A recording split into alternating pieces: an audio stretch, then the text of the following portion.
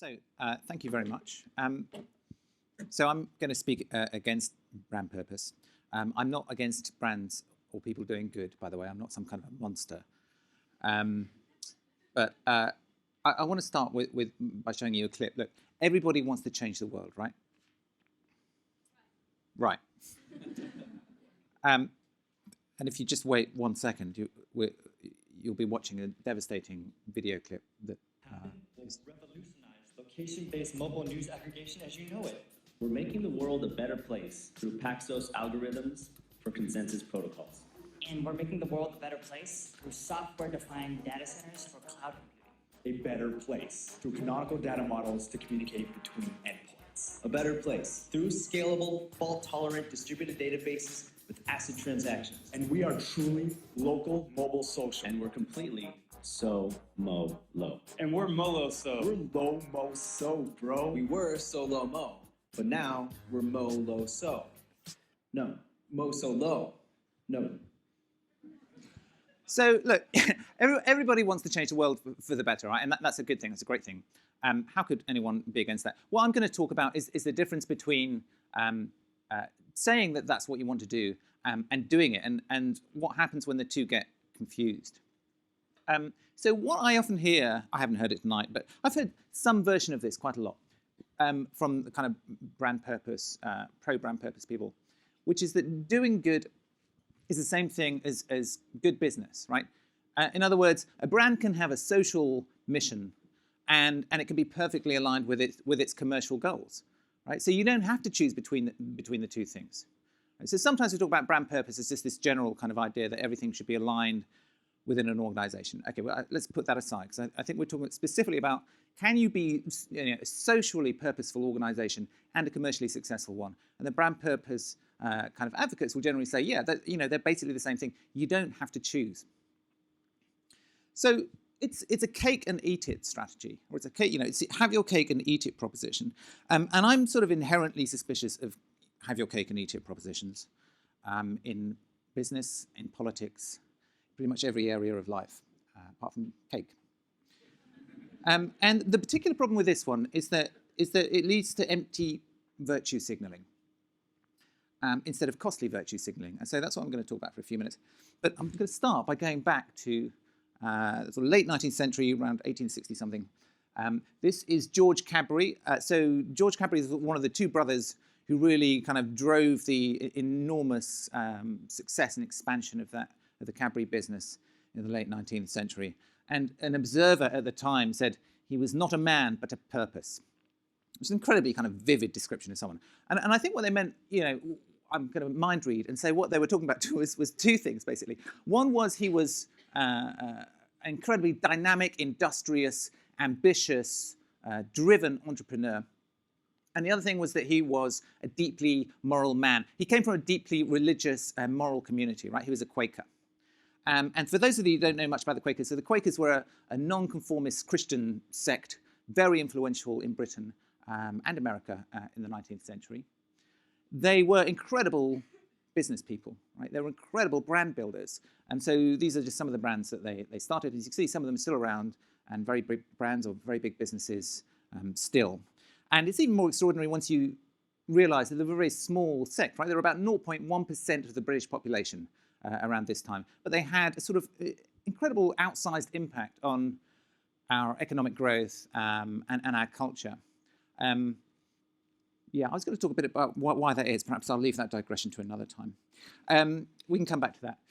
So they were very good employers. And this is all part of their kind of sense of moral purpose. So the Cadburys believed in looking after people. When they built a new industrial plant, they built a village around it, right? So they built Bourneville Village. They wanted their employees, this is equivalent of building this sort of the Apple campus or the Facebook campus. They wanted their employees to live in a kind of wonderful place where there was, they could engage in physical, healthful activity, and they were generally looked after.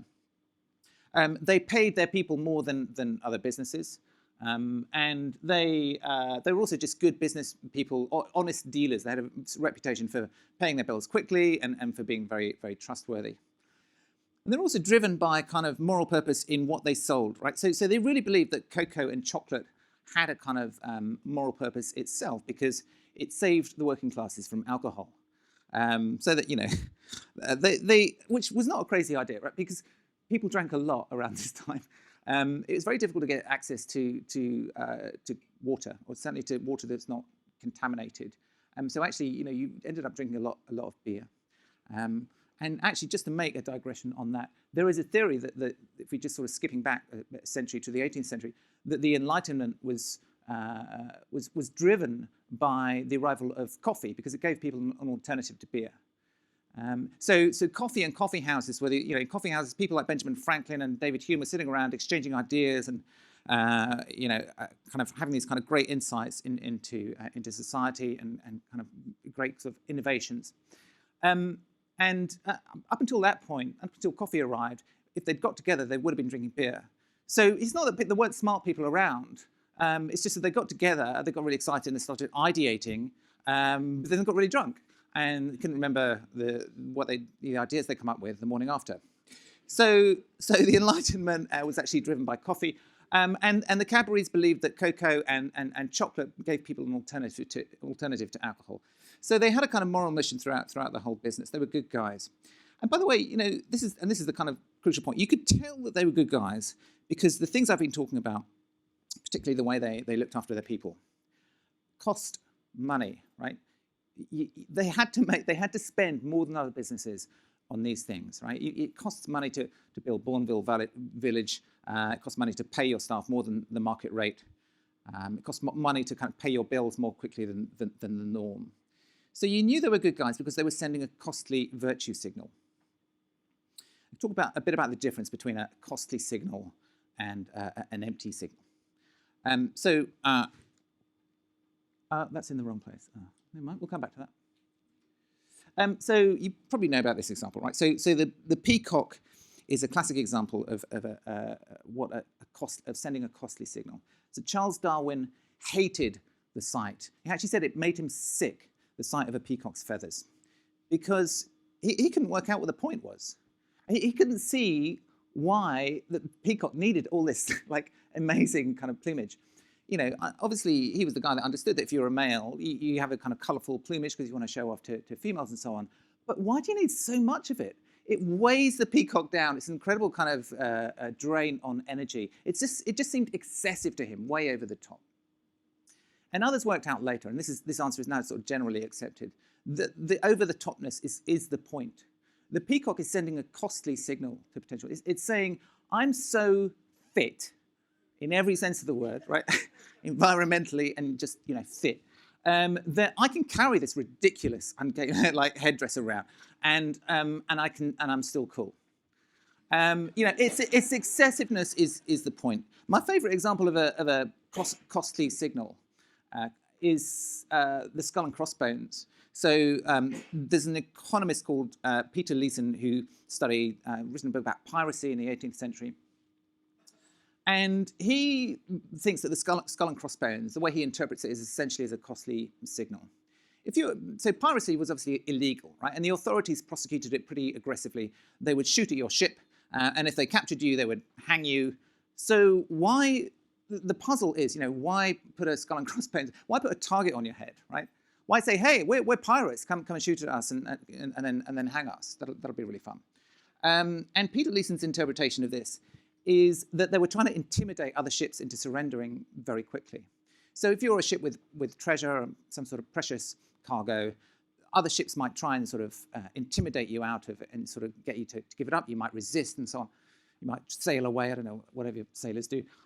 But if you saw a ship with a skull and crossbones, you knew these guys were honest to God, crazy, badass pirates, because those are the only guys that would be crazy enough to do that. They just obviously didn't give a flying whatever about being caught and shot and hung. So the pirates had a costly virtue signal which minimized the time that they had to kind of struggle over a ship. They got ships to surrender very quickly. So again, the sort of excessiveness of it is the point. So Quakers were this incredibly austere religious culture, right? Well, not incredibly. You see it quite often.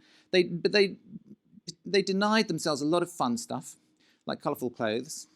and luxury goods and alcohol, and even music, some of them. And why would they do that? To send a costly signal of their moral purity.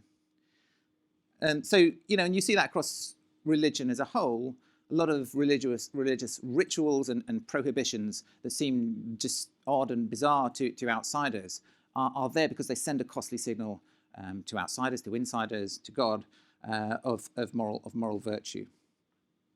And of course, you don't have to be religious or a pirate to believe in costly signaling. I'm going to very swiftly go back to that slide that was in the wrong place, and I'm just going to pretend you didn't notice. For me, this is what it boils down to. And this is the kind of pithiest expression of the way to think about doing good in business that I've come across from Bill Bernbach. A principle isn't a principle until it costs you money. Principles should be costly. So this is why, ultimately, I'm not a fan of the idea that doing good is good for business and those two things align and you don't have to choose between the two. It might be good business, but that's not why you should be doing it. And a brand that sends a signal without a cost is indulging in empty virtue signaling. And that's what empty virtue signaling looks like. So game theorists call this empty virtue signaling, or any kind of empty signal, as cheap talk, costless signal. Cheap talk is a pollutant because it corrodes trust in the whole communication environment, right? It doesn't just undermine trust in you.